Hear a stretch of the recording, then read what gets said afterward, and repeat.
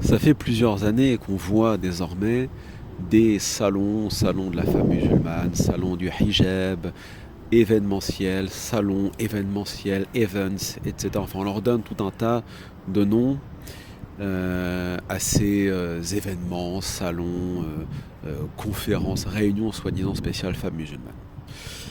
Alors, je me suis penché un peu sur ces réunions, salons, événementiels, etc. À part quelques rares exceptions, j'y ai franchement rien vu d'islamique. J'ai rien vu dans ces salons qui puissent réellement, d'un point de vue de la foi, d'un point de vue du culte et d'un point de vue de la spiritualité, d'un point de vue de la science, apporter quelque chose à une quelconque femme ou fille musulmane. J'y ai vu du bling bling, du commercial, de la vente, des caftans, des hijabs, des caftans, des hijabs en soie de Médine, etc. Toujours les mêmes trucs de bobo cosmopolite. Et j'y ai vu aussi des DJ, de la musique. Alors voilà, la question de musique, halal, haram, c'est pas le sujet, mais mauvaise musique, avec genre DJ hip-hop, etc.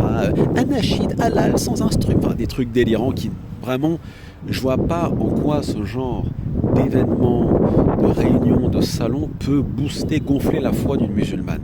Sauf dans les peut-être rares exceptions, hein, le genre de salon ou conférence événementielle blabla dont je suis pas au courant. Mais dans l'absolu, tout ce qu'on voit, c'est quoi? C'est plutôt des salons du dunya. C'est-à-dire comment remettre un jeton dans la machine dunya, c'est-à-dire hubb dunya, l'amour d'ici-bas, consommation, consumérisme. Il n'y a absolument rien qui puisse apporter quelque chose sur le plan de la spiritualité à une femme ou à une jeune femme musulmane dans ce genre de salon. D'ailleurs, on n'y va pas pour ça.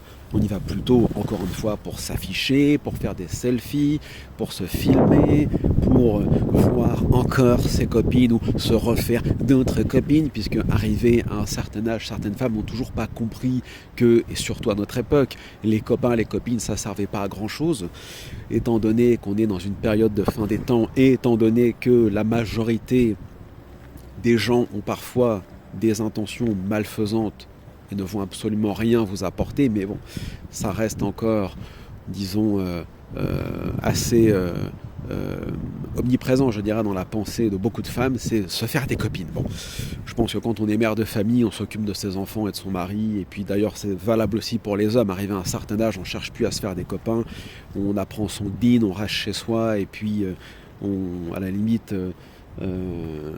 s'organise dans des actions qui sont intéressantes et qui plaisent à Allah. Bon. Donc pour rester sur notre sujet, je vois pas l'intérêt, encore une fois, pour une femme, quel que soit son âge, par ailleurs musulmane, si ce n'est de les embarquer, parce que c'est ça qui est plus grave, c'est que des fois on y embarque des mères de famille, des jeunes femmes, des anciennes ou des jeunes filles tout à fait respectables dans ce genre d'événements qui, elles, sont clean, si je puis dire. Elles n'y ont jamais été, et elles n'ont rien à voir avec ce genre de milieu. Et elles se font, comme disent un peu vulgairement les jeunes, engrainer par d'autres, des personnes qui, elles, sont là-dedans, dans cet amour de la vie d'ici-bas, du bling-bling, du matériel, des parures, etc., de la médiocrité, hein, encore une fois. Et c'est ça qui est grave et insupportable. Arrêtez d'engrainer des filles ou des femmes qui... sont tout à fait respectables et sont dans une démarche soit de foi, de spiritualité, ou tout simplement dans une démarche, on va dire, de discrétion, de mener une vie traditionnelle à l'ancienne, je m'affiche pas, etc. Vous êtes en train de les pourrir. Vous les embarquez dans des délires qui ne les représentent pas, qui n'ont rien à voir avec leur mode de vie, et c'est comme ça qu'on fait vriller des gens, puisque au début on les embarque dans un salon ou deux, et à la fin on en fait des hijabeuses, et pire encore, à cause des autres, c'est-à-dire, toujours pareil, des mauvaises fréquentations. Parfois on croit que parce qu'on fréquente une voilée, on est en train de fréquenter une vraie sœur filée, alors que tu es juste en train de fréquenter une sorcière et tu t'en rends même pas compte. Le mieux, je pense, à un moment donné, là aussi, c'est mieux vaut prévenir que guérir, comme on dit. Et à ce niveau-là, vérifie bien tes fréquentations. Vaut mieux, c'est malheureux à dire, mais vaut mieux rester chez soi à un moment donné que de s'embarquer avec des personnes médiocres, on va dire ça comme ça, voire extrêmement malfaisantes, qui vont après vous embarquer dans leur délire. Alors au début c'est juste des délires avec des you-you, des cafetons et puis etc. Et à la fin ça finit à la chicha et ainsi de suite. Voilà, yadou billah. Donc méditez bien là-dessus.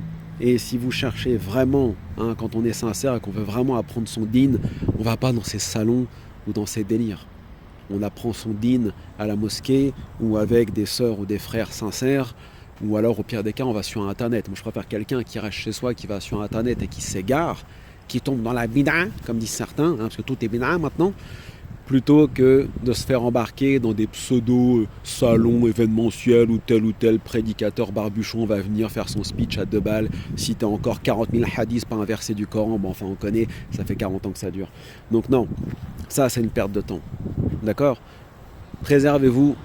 Allah tabaraka wa ta'ala nous ordonne de nous préserver, nous et nos familles. Qu anfusikum wa ahlikum. Préservez-vous, vous et vos familles.